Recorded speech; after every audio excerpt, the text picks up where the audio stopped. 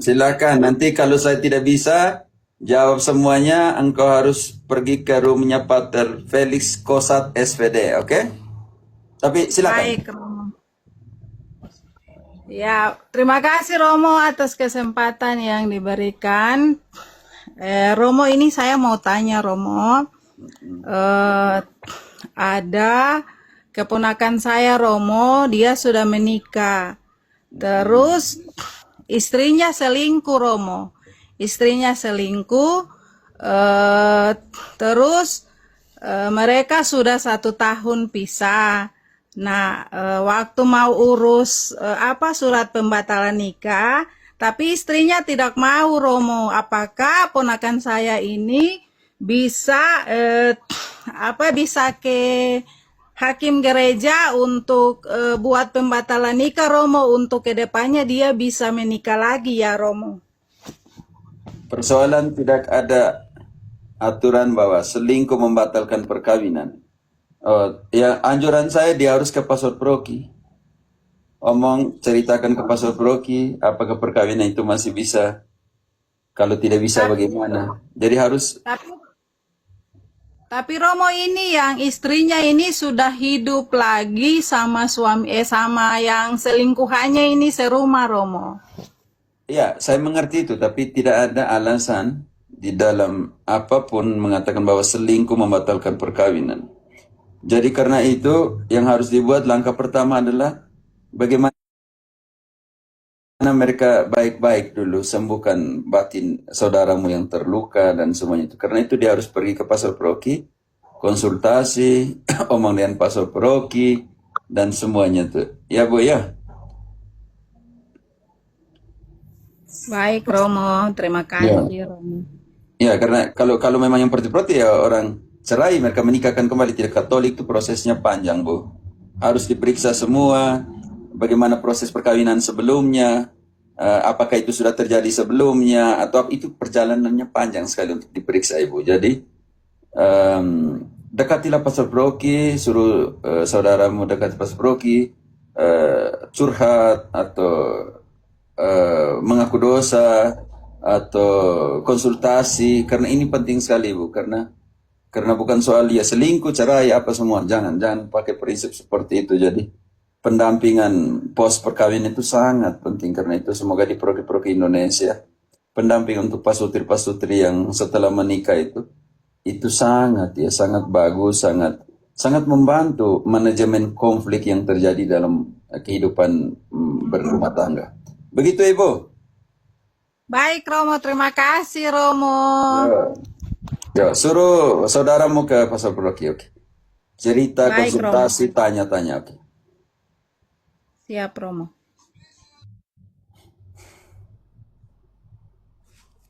Ya, Aguste, Iya, Bapak. Brother Marcel ini hanya mau ayat kisah 19 ayat 3. Silakan Aguste. Bapak Pater, terima kasih banyak. Selamat malam. Dari Selamat mana, salve. Proki mana? Saya dari Kupang, Paroki Santa Familia. Oke. Bapak Pater, saya mau lanjut diskusi itu tadi yang Bapak Pater pertanyaan dari Kakak Sapa tadi itu. Oh ya, silakan. Tentang perkawinan, oke. Mungkin Bapak Pater kasih pencerahan selain konsultasi, komunikasi, Bapak Pater kasih pencerahan soal term-term dalam gereja Katolik atau informatif tentang tribunal, terus proses-proses anulasi itu dia punya apa supaya kami semua dicerahkan. Makasih Bapak Pater. Oke, ini penting sekali sebelum masuk ke proses sana, berarti kita harus mengerti apa itu perkawinan. Oke. Ini penting sekali. Santo Paulus membuat eklesiologinya Santo Paulus itu adalah hubungan antara suami dan istri. Jadi di dalam hubungan itu kita lihat dulu apa itu perkawinan sebelum masuk ke dalam proses anulasi dan semuanya. Oke. Bagaimana proses itu? Sebenarnya saya punya Bapak Pater Felix Kosat SVD yang harus menjelaskan, tetapi saya mau menekan lebih kepada yang kita namakan pendampingan perkawinan. Pendampingan namanya pendampingan preventif daripada pendampingan kuratif. Auguste, itu susah sekali. Oke, menyembuhkan itu pasti meninggalkan apa kalau engkau punya luka di kaki, kalau disembuhkan apa yang tertinggal? Bekas luka. Jadi soal juga di sini, saya bisa mengampuni tapi saya tidak bisa melupakan. Proses memorinya, apalagi seorang perempuan itu sangat besar ya memorinya. Karena itu kita melihat dulu proses perkawinan seperti apa. Apa itu perkawinan? Santo Paulus merangkum semua dari perjanjian lama, masuk ke Yesus punya perkataan di dalam Matius 19, dan sampai kepada 1 Korintus tentang hidup perkawinan sebagai sebuah panggilan untuk saling melayani suami dan istri, dan hidup membakti sebagai hidup bakti sebagai sebuah panggilan juga. Oke, untuk sampai ke sini kita harus lihat bahwa fungsi dari perkawinan itu seperti apa. Di dalam Efesus 5 ayat 30, bantu dulu Ratu. Efesus 5 ayat 30. Karena kita adalah anggota tubuhnya. Sebab itu, laki-laki akan meninggalkan ayahnya dan ibunya dan bersatu dengan istrinya, sehingga keduanya itu menjadi satu daging. Sehingga keduanya menjadi satu daging. Ini prinsip pertama dalam perkawinan. Kalau begitu, apa yang mereka bisa buat kalau mereka adalah satu daging? Maka pengudusan mereka adalah pengudusan oleh penyerahan daging ini. Engkau tahan di situ satu apa namanya itu, pemisah di situ. Engkau lari sedikit ke Ibrani 10 ayat 10. Seperti Yesus juga menguduskan. Sebelum masuk ke sana, engkau baca ayat 31-nya Ratu, 32-nya Ratu yang tadi. Relasi antara Yesus dan gereja itu seperti relasi antara suami dan istri yang bersatu menjadi satu daging. Dan pengudusan itu nanti melalui penyerahan daging. Oke. Rahasia ini besar, tetapi yang aku maksudkan ialah hubungan Kristus dan jemaat. Jemaat itu gereja, makanya ambigu terjemahan Indonesia. Baca kembali. Rahasia ini besar, tetapi yang aku maksudkan ialah hubungan Kristus dengan gereja. Oke, di ayat sebelumnya omong tentang pengudusan oleh suami dan istri, laki-laki dan perempuan menjadi satu daging. Dan inilah rahasia antara Kristus dan gerejanya. Dan pengudusan itu melalui penyerahan tubuh. Ini penting sekali saudara dan saudariku. Ibrani 10 ayat 10. Bagaimana Kristus menguduskan gerejanya dengan apa? Penyerahan apa? Dan karena kehendaknya inilah kita telah dikuduskan satu kali untuk selama-lamanya oleh persembahan tubuh Yesus Kristus.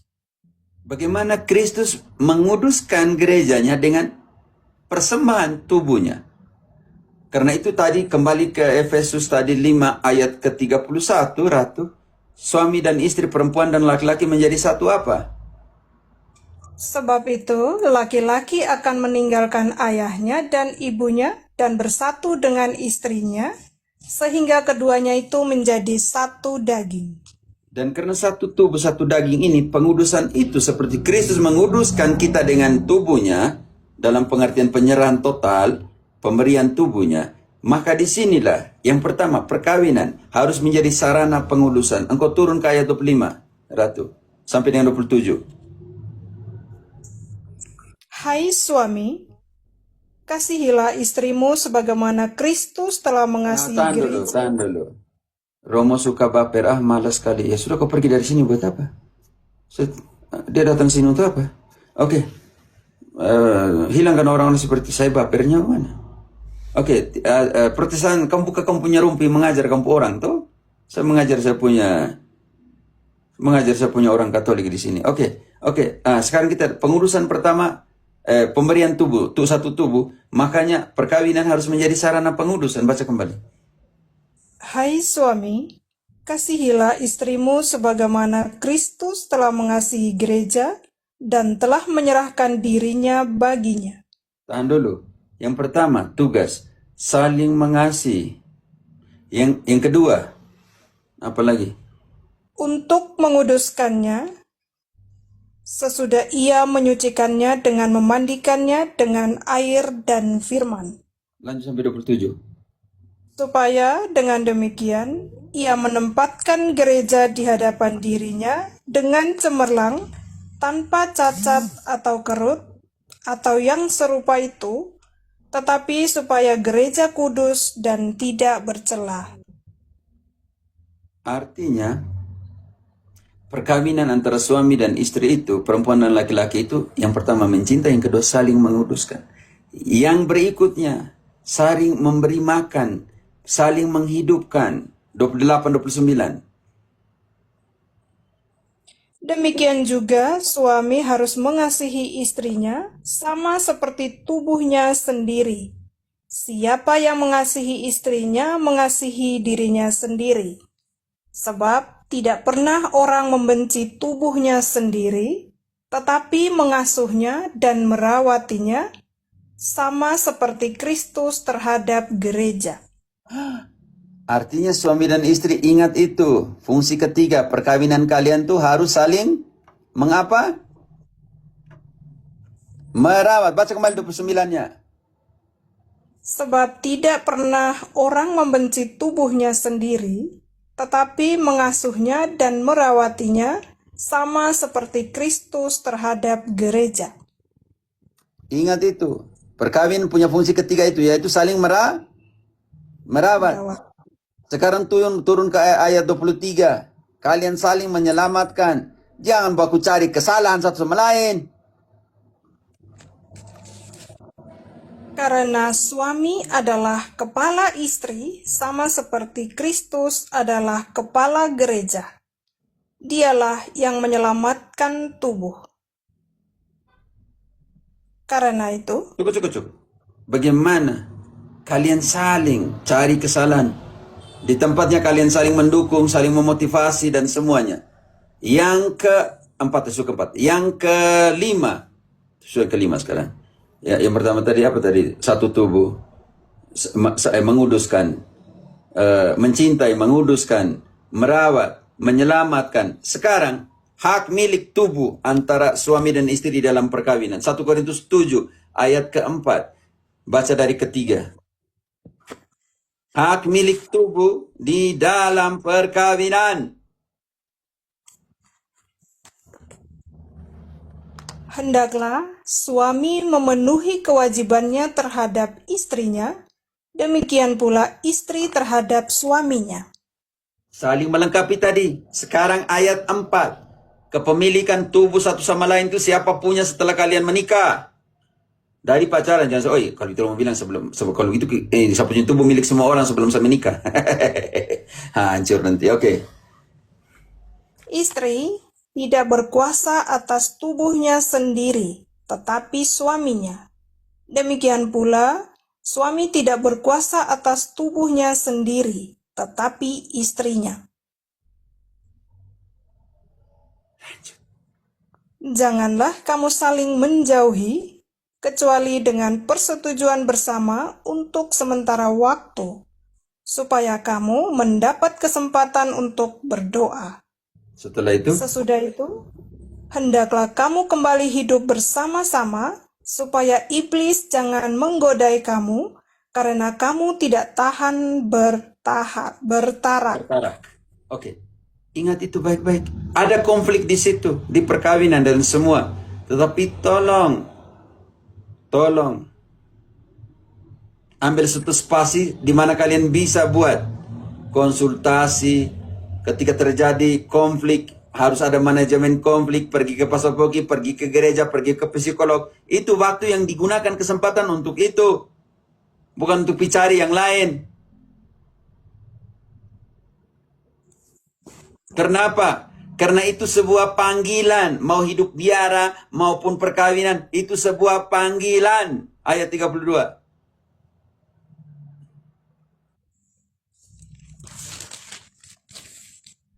Aku ingin supaya kamu hidup tanpa kekhawatiran.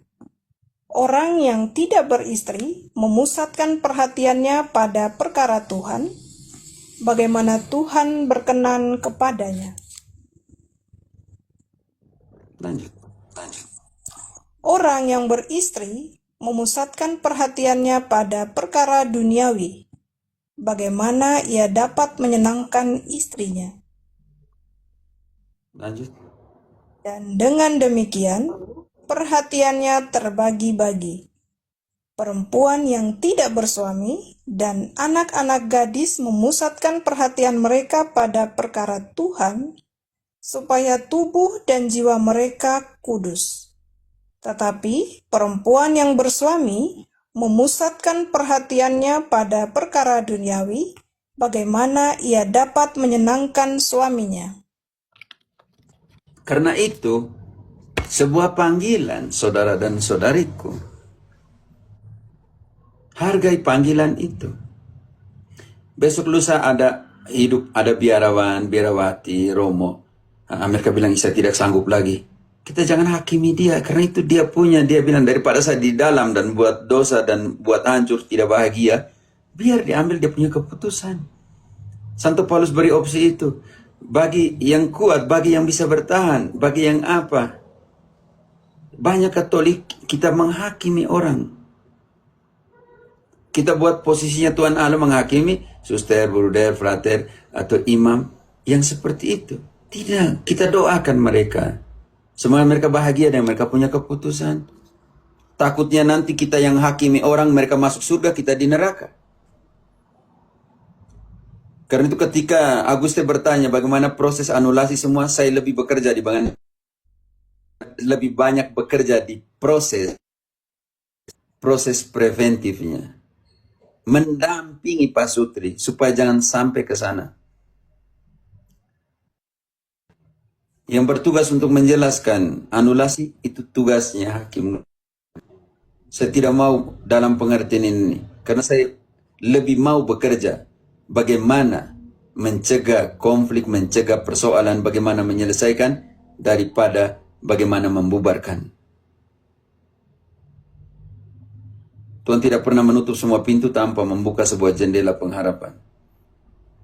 Karena itu Aguste, jangan marah kalau proses anulasi, walaupun saya sangat punya kapasitas untuk menjelaskan, saya lebih memilih kalian pergi tanya di Pater Felix Kosat.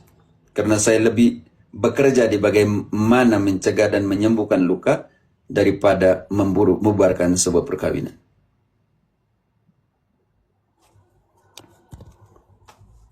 Aguste, engkau bisa masuk roomnya Romo Felix Kosat, tanya sebagai hakim gereja, karena dia bertanggung jawab untuk menjelaskan itu secara pastoral.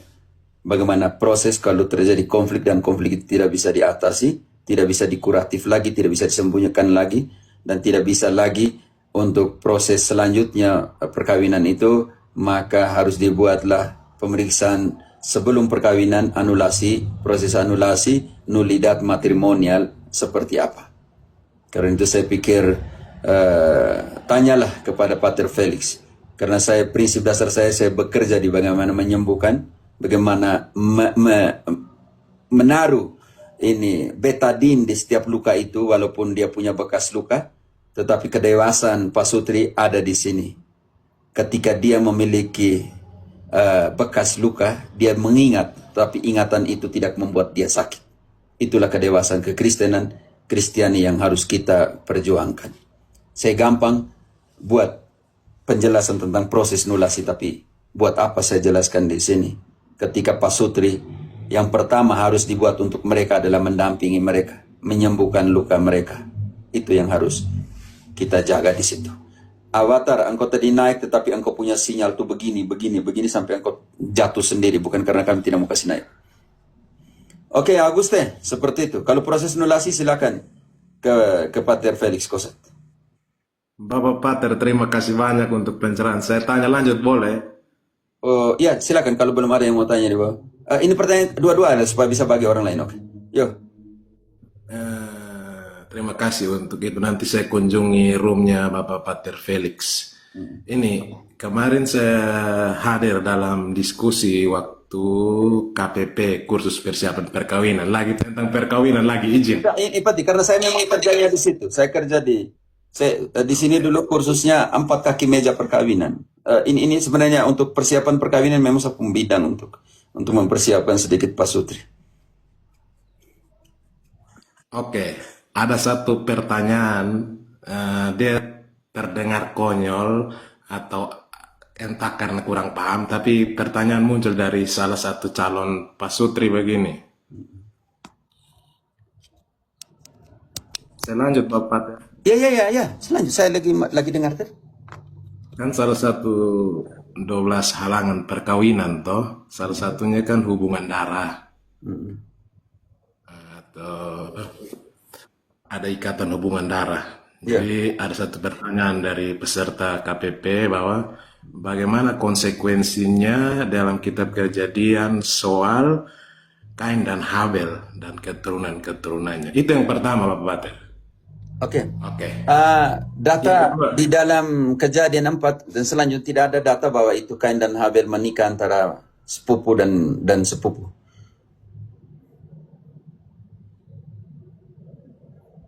Ketika kita baca Kejadian ternyata ada orang-orang lain di situ. Jadi tidak ada Kejadian mengatakan bahwa Kain dan Habel anak-anaknya saling menikah, oke? Atau Kain menikah dengan saudarinya, tidak ada. Tidak ada data itu.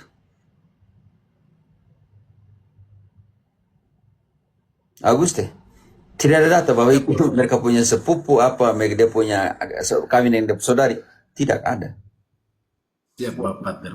Maksudnya ini pertanyaan dari awam yang baca Kenapa? kitab suci. Karena sangat berbahaya, Aguste.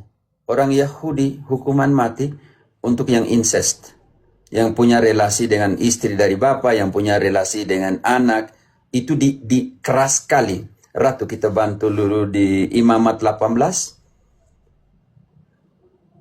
ayat 1 selanjutnya. Larangan keras untuk incest.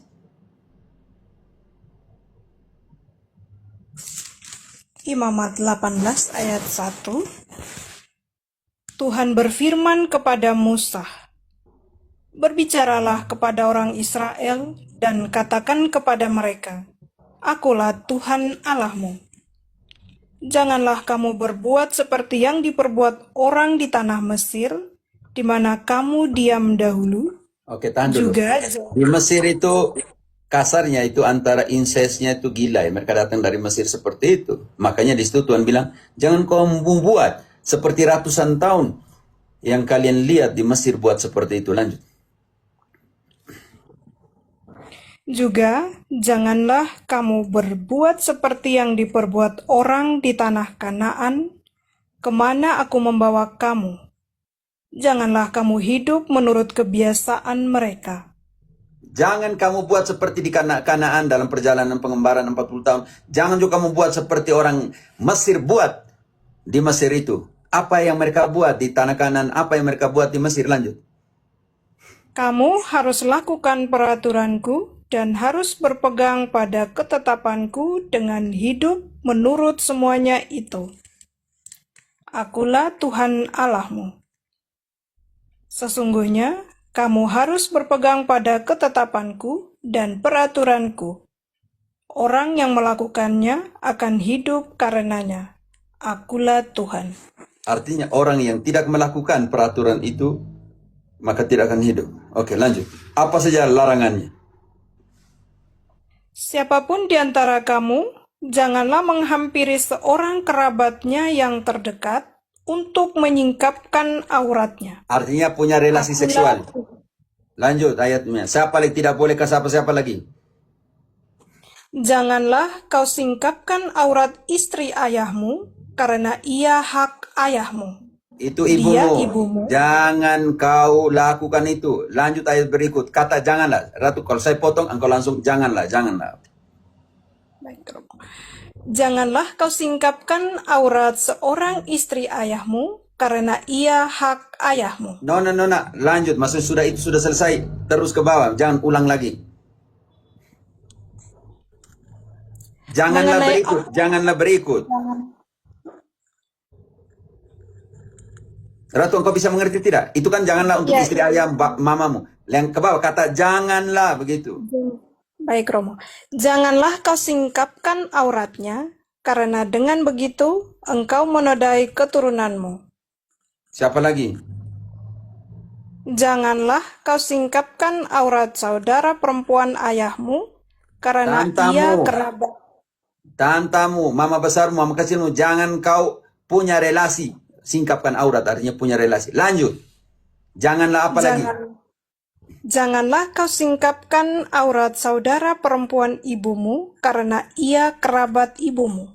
Lanjut. Kau tanta, jangan. Kau mama kecil, jangan. Lanjut. Janganlah kau singkapkan aurat istri saudara laki-laki ayahmu.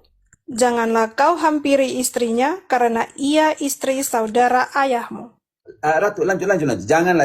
Saya butuh itu. Janganlah kau singkapkan aurat menantumu perempuan, karena ia istri anakmu laki-laki. Terus, janganlah. Janganlah kau singkapkan aurat istri saudaramu laki-laki, karena itu hak saudaramu laki-laki. Lanjut, janganlah. Janganlah kau singkapkan aurat seorang perempuan dan anaknya perempuan. Janganlah Anak sendiri. Janganlah Kau punya kau cucu ambil artinya di situ. Kau punya anak perempuan, punya anak artinya kau punya cucu. Lanjut. Janganlah kau ambil anak perempuan dari anaknya laki-laki atau dari anaknya perempuan untuk menyingkapkan auratnya. Itu kau punya cucu. Lanjut. Dari cucu dari kau punya anak laki-laki, cucu dari kau punya anak perempuan. Jangan insert situ. Lanjut. Janganlah kau ambil seorang perempuan sebagai madu kakaknya untuk menyingkap auratnya di samping kakaknya, selama kakaknya itu masih hidup. Bayangkan. Lanjut. Janganlah kau hampiri seorang perempuan pada waktu cemar kainnya yang menajiskan untuk menyingkapkan auratnya. Laki-laki, suami-suami tahan diri. Kalau istri lagi menstruasi, jangan kau paksa dia. Lanjut. Dan janganlah engkau bersetubuh dengan istri sesamamu, sehingga engkau menjadi najis dengan dia. Terlalu banyak lagi. Agustus. Sudah cukup. Pater, Bapak Pater, mungkin memang ini hal yang bagus nanti setiti Bapak Pater kasih pencerahan lagi soal larangan perkawinan yang semenda, ya tadi menurut saya semenda dengan hubungan darah. Nah sekarang Bapak Pater saya mau diskusi. Ada Empat kasus generasi setelah itu gereja mengizinkan.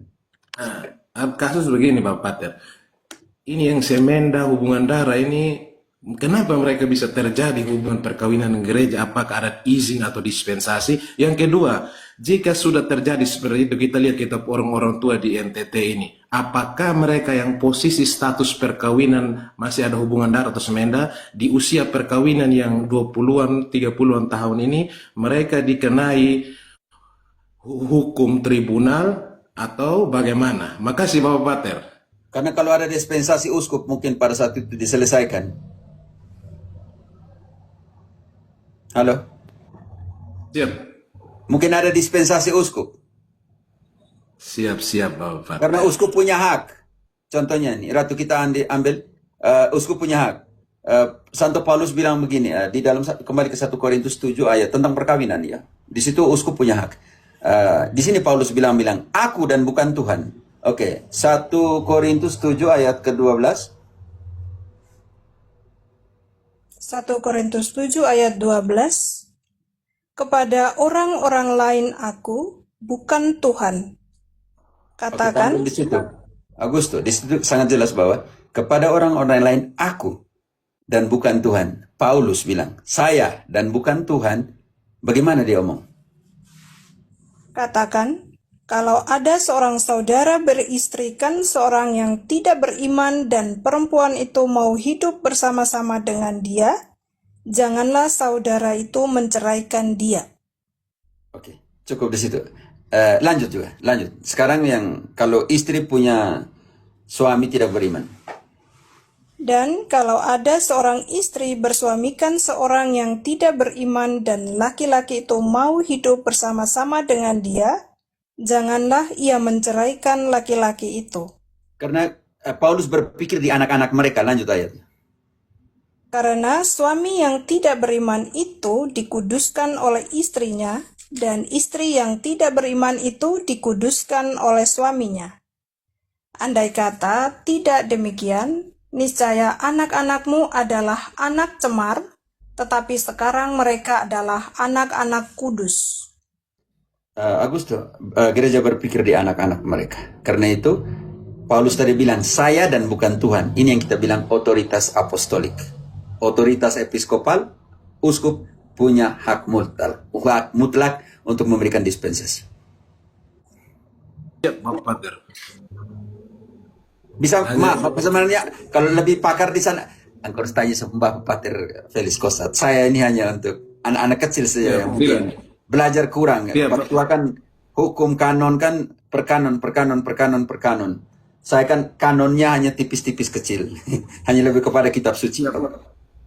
Siap Bapak Pater, maksudnya kan kebetulan kita ada di room Katolik ini kan memang banyak kasus perkawinan sekarang, orang karena persinahan, perselingkuhan, orang sudah tidak tinggal serumah, mereka berpisah, terakhir terhalang untuk sakramen ekaristi dan sebagainya. Maka itu menurut saya salah satu hal yang mesti kita katekes ini adalah tadi, makanya saya tanya di awal, proses anulasi yang benar selain tindakan pencegahan mengobati yang tadi Bapak Pater bilang, seharusnya kita bantu katekesi orang yang sudah 10 tahun berpisah tidak serumah, mereka sudah cerai secara sipil, secara budaya, cuman secara agama proses anulasi ini yang berbelit-belit, sedangkan mereka mau melanjutkan lagi hidup mereka dengan orang lain yang Katolik juga, atau mereka mau pembaharuan diri untuk segera terima sakramen ekaristi lagi. Nah, itu yang tadi mungkin kita bisa dibantu untuk dicerahkan. Persoalan ada di sini, bukan di pihak gereja. Persoalan ketika pasutri yang bersangkutan tidak mau datang ke gereja untuk melakukan proses. Itu kasus yang kami hadapi di proki-proki. Mereka mau gereja yang urus untuk mereka, tapi mereka tidak pernah mau datang kolaborasi. Kamu nanti datang sini proses, datangkan semua sertifikat pencairan sivil, datangkan sini proses seperti surat perkawinan, dokumen ini. Karena terlalu banyak dokumen yang diminta, akhirnya mereka capek. Siap. Karena itu tidak bisa kita lihat dari pihak gereja saja. Gereja mau partisipasi, bagaimana kalau pasutri yang bersangkutan tidak mau berpartisipasi aktif? Itu yang kasus yang kami hadapi di proki-proki. Menurut Bapak Pater, mereka ada peluang untuk sakramen ekaristi atau tidak dalam situasi seperti itu jika sementara berpisah? Kalau berpisah bisa dalam pengertian itu, tapi harus proses namanya rekonsiliasi dulu. Karena mereka tidak tinggal sama-sama. Siap, maksudnya mereka dalam proses, mereka sudah cerai budaya, mereka sudah pembatalan budaya. Iya, dia bebas dalam pengertian itu, tidak terikat sakramen perkawinan Katolik. Mereka berpisah, tidak tinggal sama-sama, ya pergi mengaku dosa toh. Ikut ekaristi, terima Yesus, karena mereka tidak tinggal sama-sama. Pulang tidak lagi dengan dia punya istri di kamar, dia punya apa, mereka tinggal sendiri-sendiri. Siap, Bapak. Banyak orang tanya seperti itu. Karena banyak juga yang bapak mamanya, kalau anaknya cerai, mereka tidak pergi komuni suci. Emangnya mati sama-sama dengan anak, kah? Ada juga ibu-ibu yang mereka dengan suaminya perkawinan Katolik, mereka tinggal sama-sama karena merasa berdosa karena suaminya pergi, dia tidak terima komuni. Emangnya mati sama-sama dengan suami? Engkau mati sendiri. Yesus bilang, barang siapa makan tubuhku dan minum darahku, tapi harus layak terima. Banyak seperti itu. Yo. Tidak, banyak umat yang tidak tahu. Terima kasih pertanyaanmu. Mereka tidak tinggal sama-sama lagi terima pengaku dosa. Kau ingat kau punya iman. Ingat kau punya jiwa. Engkau punya ketenangan batin. Yesus mau tinggal dengan engkau. Engkau tidak mau tinggal dengan dia. Begitu. Oke. Tapi jangan lupa ke gereja. Kamu jauhkan diri dari gereja, ini jadi persoalan. Mau urus bagaimana? Itu juga dalam kasus laisasi dari saudara-saudaraku imam. Karena imam dia sampai mati, imam sampai mati. Kenapa tidak bisa menikah gereja Katolik? Karena menjauhkan diri dari keuskupan, menjauhkan diri kongregasi, tidak mau urus baik-baik, mereka memproses laisasi. Berarti mau nikah gereja Katolik memang susah. Contoh kecil, kita buat pembandingan ekstrim. Kalau mereka dekat dengan gereja, mereka dekat dengan kongregasi, mereka buat proses laisasi, ya pasti mereka menikah lagi. Karena itu banyak yang pergi ke sana tapi tidak bisa karena dia masih terikat kaulnya. Karena belum ada proselytisasi dari Roma. Kita ini open-open ya, gereja Katolik itu open-open ya. Kalau mau omong terbuka, omong seperti ini tidak ada masalah. Karena itu saya pikir jadilah Katolik yang dewasa yang tidak menghakimi. Karena dia punya persoalan. Oh, kita bantu lagi seperti ini. Bagaimana dia bisa menikah lagi? Bagaimana seperti bantu Bapak Paus Fransiskus, maaf, walaupun Paus Leo sudah ada, saya kan merasa dekat dengan konsep pemikirannya, dengan doktrinnya, dengan apa yang ensikliknya dan semuanya, karena dia sangat manusiawi dalam pengertian ini. Makanya kadang awal-awal kan walaupun Paus Fransiskus sudah mati, kadang di dosa guru aku masih sebut Fransiskus Purwama. Mereka lihat, bukan lagi. Oke, maksudnya saya pikir ini penting juga karena itu Paus Fransiskus bilang sebelum sangat menjadi spiritual, jadilah sangat manusiawi. Oke. Makanya tadi yang kau bilang bertanya proses nulasi, saya lebih kepada bagaimana proses menyembuhkan, mencegah preventif dan kuratifnya untuk perkawinan seperti ini. Karena itu saudara-saudariku, kalau kalian sudah buat proses itu, jangan lupa dekatkan dirimu kepada gereja, oke? Apalagi tribunal, setiap uskupan punya tribunal sendiri sekarang. Pater, maksudnya yang tadi itu tuh bagus. Maksudnya memang situasi posisi sekarang ini kita tidak bisa mengelak bahwa banyak umat Katolik yang kasus perkawinannya posisi statusnya seperti itu, sehingga mungkin kalau Bapak Pater bilang begitu, mungkin pencerahan tegas dengan referensi pasti, kan kita, berarti kalau kita walaupun status perkawinan seperti ini mengaku dosa bisa komuni. Nah, kalau misalnya ada pencerahan tegas dengan referensi pasti, kan kita semakin berani, termotivasi, walaupun status perkawinan kami begitu. Nah, begitu maksudnya Bapak. Hanya nanti kalau tidak ada referensi pasti atau pencerahan tegas, kan kebijakan pastoral masing-masing paroki kan beda-beda. Mungkin ada yang pastor paroki dengan kondisi pastoral demikian, sabar, kamu tidak boleh komuni karena alasan pastoral begini. Sehingga memang kalau katekese dengan pencerahan dan referensi pasti dari magisterium mungkin, sehingga kebijakan di paroki-paroki pun tegas bahwa walaupun status perkawinan demikian, kalau rekonsiliasi ada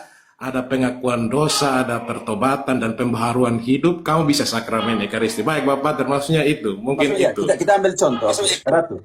1 Korintus 11 ayat 27, contohnya nih.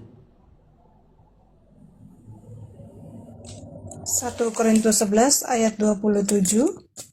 Jadi barang siapa dengan cara yang tidak layak makan roti atau minum cawan Tuhan, ia berdosa terhadap tubuh dan darah Tuhan. Tahan dulu di situ. Kalau mereka masih kumpul kebo ya, Agustin. Layak atau tidak layak di situ? Tidak layak. Siap. Layak. Oke. Sekarang ayat 28. Karena itu, hendaklah tiap-tiap orang menguji dirinya sendiri, dan baru sesudah itu, ia makan roti dan minum dari cawan itu. Saya uji juga. Saya buat pengujian nih. Saya ini kumpul kebo ya, bagaimana? Bisa mengerti? Bagaimana? Saya tidak layak. Kalau sangat jelas di situ. Saya uji dulu. Apakah saya layak atau tidak layak? Oke. Kasus kedua. Saya tidak lagi tinggal dengan dia. Yang ini yang engkau angkat tadi kan, Agus? Bapak Pater. Saya tidak tinggal lagi dengan dia. Oke. Saya belum layak. Oke. Karena saya belum melakukan 28 tadi, menguji diri. Menguji diri ini, bagaimana caranya supaya saya layak lagi? Oh, di dalam gereja Katolik. Saya harus pergi kemana? Kalau saya berdosa. Dan supaya saya layak, saya harus pergi mengaku dosa. Yakobus 5 ayat ke-16.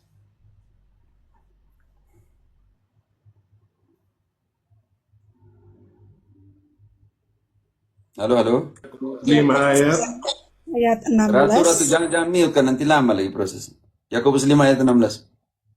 Karena itu, hendaklah kamu saling mengaku dosamu dan saling mendoakan supaya kamu sembuh. Doa orang yang benar, bila dengan yakin didoakan, sangat besar kuasanya. Doa yang benar dari orang yang benar sangat besar kuasanya. Sekarang bagian pertama, baca kembali. Mengaku dosa supaya baca kembali. Karena itu, hendaklah kamu saling mengaku dosamu dan saling mendoakan supaya kamu sembuh. Mengaku dosa supaya sembuh. Sembuh. Mengaku dosa kemana? 2 Korintus 5 ayat ke-19. Berrekonsiliasi, berdamai di mana? Dengan siapa? Dengan Allah. Melalui siapa? 2 Korintus 5 ayat 19, sebab Allah mendamaikan dunia dengan dirinya oleh Kristus dengan tidak memperhitungkan pelanggaran mereka.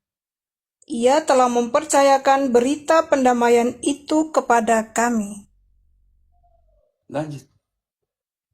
Jadi, kami ini adalah utusan-utusan Kristus, seakan-akan Allah menasihati kamu dengan perantaraan kami. Dalam nama Kristus, kami meminta kepadamu, berilah dirimu didamaikan dengan Allah. Didamaikan dengan Allah supaya layak. Kalau bagaimana? Ini yang penting. Oke, terima kasih. Kita masih banyak yang antrian ini. Seperti itu dulu. Nanti untuk proses nulasi semua nanti bisa ke Bapak Pater Felix Kosa. Ya, Bapak, maksudnya tadi itu kasus yang muncul di...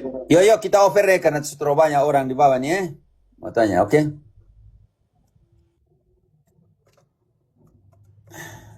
Kita bakal ganti dengan yang teman-teman yang tunggu nih. Engkau sudah bilang 1 pertanyaan, 2, sekarang 3, 4 nanti. Oke. Tidak maksud. Jadi selesai kok Bapak Pater.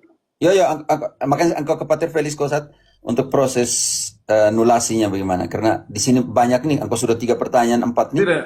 Yo. Soal anulasi oke Bapak Pater, hanya soal yang itu, ketegasan pencerahan yang tadi itu. Sudah sangat jelas saya bilang, kalau kamu tidak tinggal sama-sama mengaku dosa komuni Ekaristi.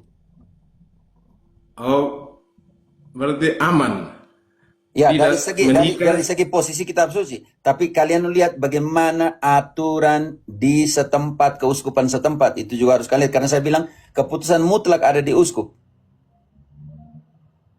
Kalau dari pencerahan ya, saya sudah ambil dari posisi kitab suci. Tetapi bagaimana posisi di keuskupan setempat, saya sudah bilang, uskup punya hak mutlak di situ untuk menetapkan aturan.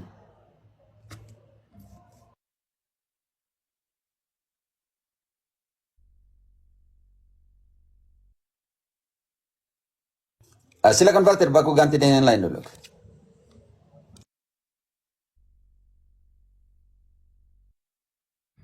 Selamat malam, Romo.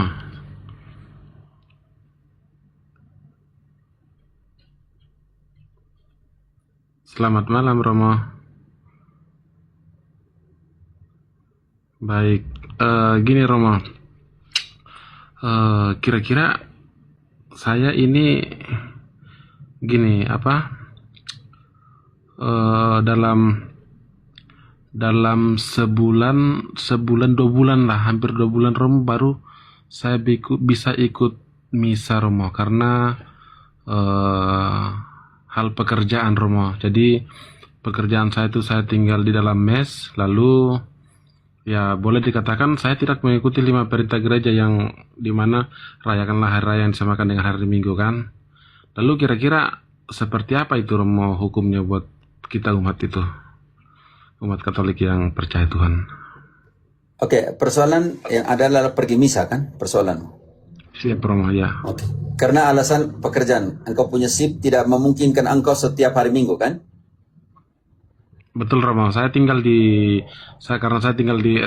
tambang, jadi saya tinggal di dalam mes, di hutan, dan di dalam tempat kerja itu tidak ada gereja, hanya bisa kalau sudah di mes ya tidur, nggak ada tempat ibadah. Oke. Dan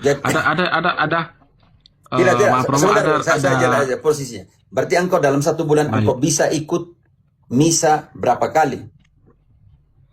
2 bulan baru bisa ikut sekali Romo. Oke, saya sudah mengerti sekarang. Ini penting sekali ya. Tetapi waktu engkau di sana, ketika engkau masih bisa buka, ada internet, ada misa online, tidak? Ada Romo, ada. Oke, sekarang kita lihat posisi Santo Paulus ketika kapal karam dan mereka 14 hari tidak rayakan misa. Di dalam Kisah 27 ayat 33-35, bagaimana 14 hari mereka tidak rayakan Ekaristi? Kisah 27 ayat 33. Ketika hari menjelang siang, Paulus mengajak semua orang untuk makan, katanya, "Sudah 14 hari lamanya kamu menanti-nanti saja, menahan lapar dan tidak makan apa-apa." Tahan dulu. Paulus, engkau tahan 14 hari tidak makan? Paulus, engkau bertahan 14 tahan, hari Romo. tidak makan? Enggak tahan Romo. Makanya ini kita belum tahu mereka ini makan apa yang dimaksud oleh Santo Paulus. Lanjut. Karena itu, aku menasihati kamu supaya kamu makan dahulu.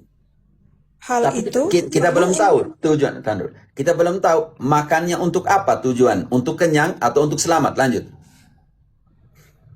Hal itu perlu untuk keselamatanmu. Tidak seorang pun di antara Tahan dulu. kamu akan Makan yang akan mereka makan ini untuk Pilatus. Untuk Pilatus, makan yang akan mereka makan nanti dengan Paulus ini untuk selamat atau untuk kenyang? Untuk selamat. Oh, untuk selamat. Bukti dari makan ini untuk selamat yaitu, lanjut sedikit, 1, helai rambutmu. Tidak seorang pun di antara kamu akan kehilangan sehelai pun dari rambut kepalanya. Tahan dulu. Pilatus, engkau tidak makan 14 hari, kau punya rambut rontok atau tidak? Tidak Romo. Tidak. Karena itu kita mulai analisa, kalau begitu dimakan untuk selamat. Oh, ini namanya komparasi hiperbola. Hiperbolik, style hiperbolik. Banyak sekali style hiperbolik dalam kitab suci, model hiperbolik. Masa sih 14 hari tidak makan tapi untuk selamat, bukan untuk kenyang? Masa sih kalau saya makan ini, saya punya rambut tidak hilang, tidak satu hari rambut pun akan jatuh. Oh, mereka makan apa? Ayat 35. Sesudah berkata demikian, ia mengambil roti, mengucap syukur kepada Allah di hadapan semua mereka, memecah-mecahkannya lalu mulai makan. Mereka merayakan Ekaristi. mengambil roti, mengucap syukur, dan memecah-mecahkan. Yesus buat yang sama. Iya, di malam perjamuan yang terakhir. Kita ambil sampel ketika dia bangkit di dalam Lukas 24 ayat ke-31. Yesus buat ayat ke-30. Yesus buat apa? Yang sama seperti Paulus buat seperti yang Yesus buat atau tidak setelah dia bangkit di dalam perjalanan ke Emmaus dan sampai di Emmaus dia buat apa? 24 ayat 30. Waktu ia duduk makan dengan mereka, ia mengambil roti, mengucap berkat, lalu memecah-mecahkannya dan memberikannya kepada mereka. Mereka makan. Apa yang dibuat Yesus pada malam perjamuan terakhir? Lukas yang sama, bab 22 ayat 19.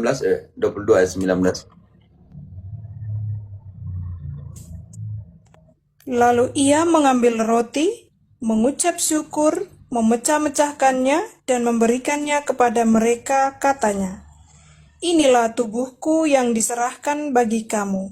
Perbuatlah ini menjadi peringatan akan aku." Kembali kepada Kisah 27 ayat 35, apa yang dibuat oleh Paulus?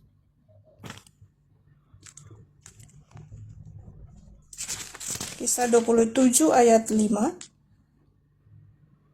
Yang tadi 35. 35. Sesudah berkata demikian, ia mengambil roti, mengucap syukur kepada Allah di hadapan semua mereka, memecah-mecahkannya, lalu mulai makan. Pilatus, mereka merayakan Ekaristi? Paulus di situ. Selama 14 hari kapal karam tidak rayakan Ekaristi.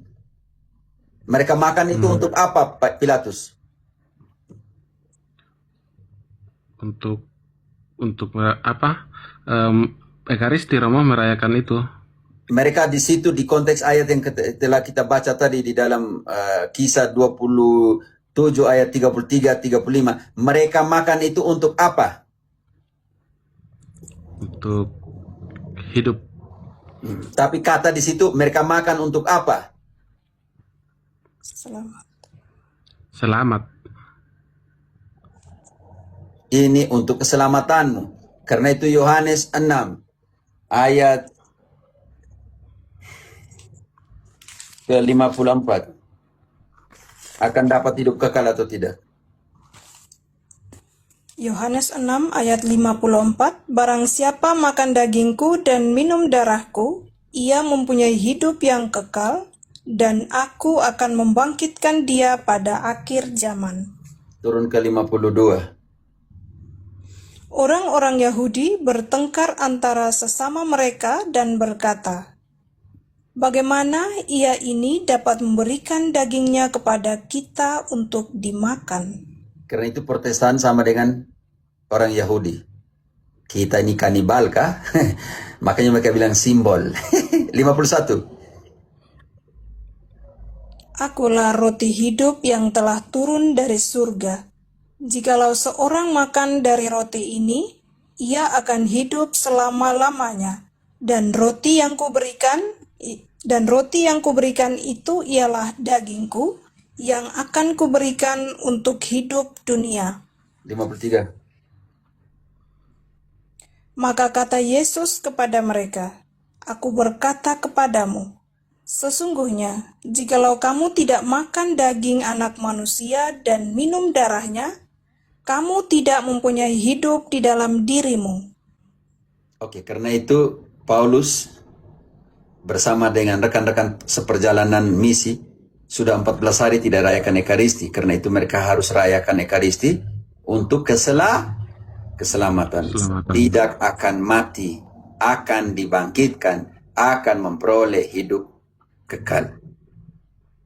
Begitu Pilatus. Baik, Romo. Siap. Jadi berusahalah. Selama engkau belum bisa dalam 1 bulan itu, engkau bisa 1 kali, kau pergi dengan sungguh-sungguh. Oke? Baik, Romo. Selama 3 Baik. minggu kau tidak bisa pergi, kau ikuti misa online. Siap. Yuk. Lalu, Romo, Satu-satu pertanyaan ya, teman-teman. kalau Ya, masih dalam hubungan dengan ini? siap, masih gini Romo, gimana penjelasannya gimana Romo sampai ketika kita terlambat, misalkan kadang ya kalau mau berangkat gereja kadang biasalah terlambat nanti menjelang Mazmur baru datang, lalu biasa kadang pastor sudah tidak memberikan komuni seperti itu. Memang di dalam aturan gereja Katolik harus seperti itu Romo ya?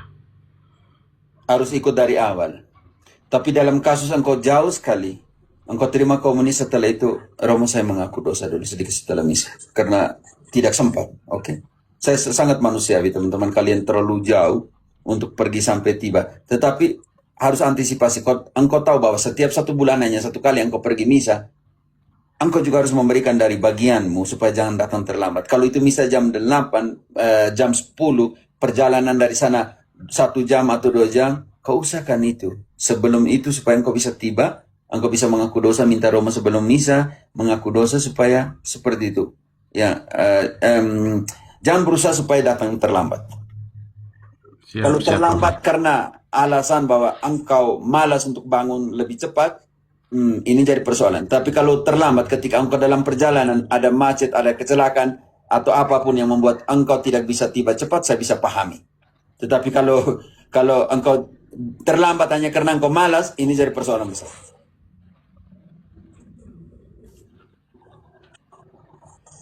Siap Romo. Ya. Paham. Oke. Baik, mungkin teman-teman yang lain yang mau bertanya. Terima kasih banyak Romo Ya, penjelasannya. mantap. Terima kasih juga.